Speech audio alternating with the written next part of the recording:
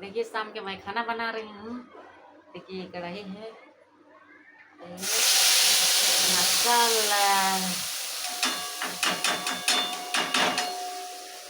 इसमें मसाला पीसने इसमें फ्राई कर रहे हैं।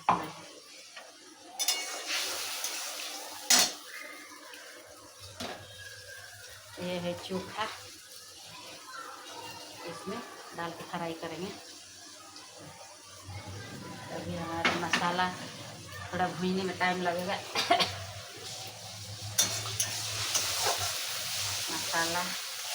मसाला में है कि धनिया, लहसुन, मिर्चा, आदू यही सब पीसी हूँ। पीस के इसमें डाले चोखा में।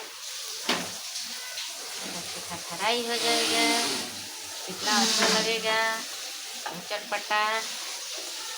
तो चोखा फ्राई हो जाएगा, फिर आपके